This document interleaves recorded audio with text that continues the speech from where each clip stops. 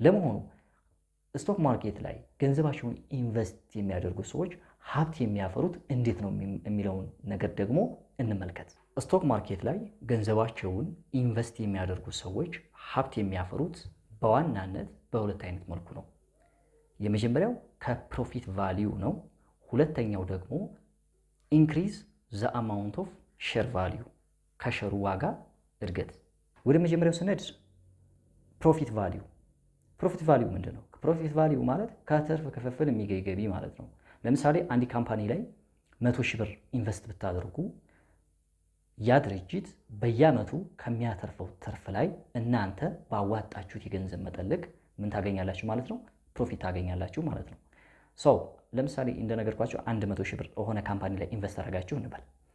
ስለዚህ ያን 100 ሺህ ብር ኢንቨስት አድርጋችሁ በዓመቱ መጨረሻ ላይ ድርጅቱ ሲያተርፍ ያ ድርጅት ለእናንተ ምን ይከፍላል? ፕሮፊት ይከፍላል። ፕሮፊቱ እንደ ድርጅቱ የፕሮፊት አከፋፈል ስርዓት ሸርሆልደሮች ወይም ደግሞ አክሲዮን ባለቤቶቹ ባዋጡት የገንዘብ መጠን ልክ ሸሮችን ፕሮፊቶችን ሲያከፋፍል ወይም ገንዘብ ሲያከፋፍል ለምሳሌ 100 ሺህ ብር ካዋጣችሁ ከ100 ሺህ ብሩ ወይ 20 ሺህ ብር ሊሆን ይችላል፣ 25 ሺህ ብር ሊሆን ይችላል፣ 30 ሺህ ብር ሊሆን ይችላል። እንደ ፕሮፊት እንደ ስኬላቢሊቲው እንደ ካምፓኒው ወይም እንደ ኢንዱስትሪው የንግድ ዘርፍ እንዲሁም ደግሞ የፕሮፊት ደረጃ በአዋጣችሁት የገንዘብ መጠን ልክ ያ ድርጅት ምን ይከፍላል ማለት ነው? ፕሮፊት ይከፍላል ማለት ነው። ስለዚህ በየዓመቱ ወይም እንደ ድርጅቱ የክፍል አፈጻጸም በየ6 ወሩ ሊሆን ይችላል፣ በየዓመቱ ሊሆን ይችላል። ካተረፈው ትርፍ ላይ ድርጅቱ ውጤታማ ሆኖ ሲያተርፍ ካተረፈው ላይ ለሸር ሆልደሮቹ ወይም ደግሞ ገንዘቡን ላዋጡት ሰዎች ምን ያደርጋል ማለት ነው? ትርፍ ያከፋፍላል ማለት ነው። በምን? ባዋጡት የገንዘብ መጠን ልክ። ስለዚህ ይሄ ፕሮፊት ቫሊዩ እንለዋለን። ሁልጊዜም ካምፓኒው እስከኖረ ድረስ ካምፓኒው ባተረፈ ቁጥር ለሸር ሆልደሮቹ ወይም ለባለቤቶቹ ትርፍ ያገኛሉ፣ ትርፍ ይሰጣቸዋል ማለት ነው። ምክንያቱም የድርጅቱ ባልተቤት ስለሆኑ። ሁለተኛው ኢንክሪዝ አማውንት ኦፍ ሼር ቫሊዩ ነው። ከሸሩ ዋጋ እድገት ነው።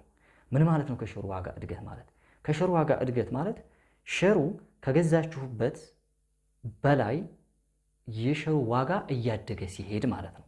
ለምሳሌ በባለፈው ዓመት አንዱን የሸር ዋጋ ከኢትዮ ቴሌኮም በ100 ብር ሲሸጥ ነበር። ስለዚህ በየዓመቱ ካምፓኒው ሲያድግ አብሮ የሸሩ ዋጋ ያድጋል። የሸሩ ዋጋ አደገ ማለት ደግሞ የእናንተ ከዛ ድርጅት ለቃችሁ ብትወጡ ወይም ደግሞ ከዛ ድርጅት ሸጣችሁ ብትወጡ ድርሻችሁን ወይም ደግሞ ከዛ ድርሻችሁ ላይ በገዛችሁበት አይደለም የሚሸጡት፣ ከገዛችሁበት በላይ ድርጅቱ እያደገ ስለሚሄድ አብሮ የሸሩ ዋጋ እያደገ ስለሚሄድ ከዛ የበለጠ አድጋችሁ ነው የምትሸጡት ማለት ነው።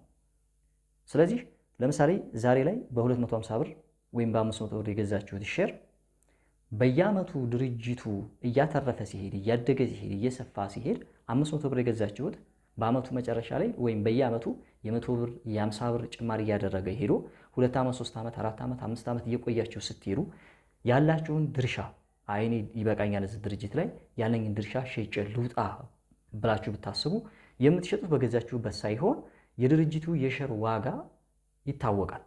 ስለዚህ ስለሚታወቅ ምናልባት በ800 ብር በ900 ብር ኦር በ1000 በ2000 ብር በ3000 ብር ሊሸጡት ትችላላችሁ ማለት ነው። አንዷን ማለት ነው። በ500 የገዛችሁትን በ600 በ700 በ800 ብር እንደ ድርጅቱ እድገት ማለት ነው የሚወሰን ይሆናል። ያ ሸጣችሁ ትወጣላችሁ ማለት ነው። ስለዚህ የመጀመሪያው ፕሮፊት ቫልዩ ትርፍ ታገኛላችሁ። ሁለተኛው ደግሞ ከኢንክሪዝ አማውንት ኦፍ ሼር ቫልዩ ከሸሩ ዋጋ እድገትም ገንዘብ ማግኘት ትችላላችሁ ወይም ደግሞ ሀብት ማፍራት ትችላላችሁ ማለት ነው። የስቶክ ማርኬት ኢንቨስትመንት ውስጥ ስትገቡ መጀመሪያ ላይ ማወቅ የሚገባችሁ ነገር የቱ ላይ ማተኮር አለብኝ የሚለውን ነገር በደንብ አድርጋችሁ መጀመሪያ ማጤን ይኖርባችኋል። የመጀመሪያው የቱ ላይ ማጥናት አለብኝ የሚለውን ነገር መጀመሪያ ስትገቡበት እኔ የምፈልገው ፕሮፊት ቫልዩ ነው። ምሳሌ ፈጣን የሆኑ ቶሎ አትራፊ የሆኑ ቢዝነሶች አሉ ወይም ስቶኮች አሉ፣ በተለይ ስታርታፖች። ሁለተኛው ደግሞ በረጅም ጊዜ የሸሩን ዋጋ የሚጨምሩ ስቶኮች አሉ። ስለዚህ የትኛው ላይ ሞር ብገባ ውጤታማ ሆናለሁኝ የሚለውን ነገር ወይም ፕሮፊቴብል ሆናለሁ የሚለውን ነገር በደንብ አስባችሁበት መግባት ያስፈልጋል ማለት ነው። ስለዚህ እኔ የምላችሁ ነገር ምንድን ነው? ገንዘባችሁን ኢንቨስት አድርጋችሁ ከፍተኛ ገንዘብ ከምታገኙባቸው የኢንቨስትመንት አይነቶች ውስጥ የመጀመሪያው ስቶክ ነው። ስቶክ ማርኬት ነው፣ የአክሲዮን ገበያ ነው። ስቶክ ማርኬት የድርጅቶች ሰነድ ነው። እንግዲህ ስቶክ ማለት ሰነድ ማለት ነው። ያ ማለት ስቶክ ማለት አክሲዮን ማለት ነው። አክሲዮን ማለት ደግሞ የድርጅቶች ሰነድ ማለት ነው። ማርኬት ስንል የሰነዶች ገበያ ማለት ነው። እንግዲህ በስቶክ ማርኬት ውስጥ የምንሻሻጠው የምንገዛዛው ስቶኮችን ነው፣ ሰነዶችን ነው። ስለዚህ ስቶክ ማርኬት ትልቅ የሆነ ኢንቨስትመንት አይነት ነው። ገንዘባችሁን ከኢንፍሌሽን ሬት በላይ ለማሳደግ ያላችሁን ሀብት ወደ ትላልቅ ሀብት ለመቀየር ከምትጠቀሙባቸው ነገሮች ውስጥ አንዱ ስቶክ ማርኬት ነው። በተለይ በውጭ ያላችሁ ሰዎች፣ በአረብ ሀገራት፣ በአውሮፓ፣ በተለያየ ሀገር የምኖሩ ሰዎች ወደ አገር ቤት የምትለኩትን ገንዘብ በባንክ ከምታስቀምጡት ትላልቅ የድርጅት ስቶኮችን እየገዛችሁ ስታርታፕ ላይ ያሉ ስቶኮችን እየገዛችሁ ገንዘባችን ኢንቨስት ብታደርጉ እናንተ በሌላችሁበት ገንዘባችሁ ገንዘብ ይሰራል ማለት ነው። ያ ማለት ፓሲቭሊ እናንተ ተቀምጣችሁ እናንተ ስራችሁን እየሰራችሁ ገንዘባችሁ ደግሞ እዚህ ትላልቅ ስራዎችን ይሰራል ወይም ደግሞ ገንዘብ ያመጣል ማለት ነው። ስቶክ ማርኬት እኔ በጣም የምወደው የማርኬት ስርዓት ነው።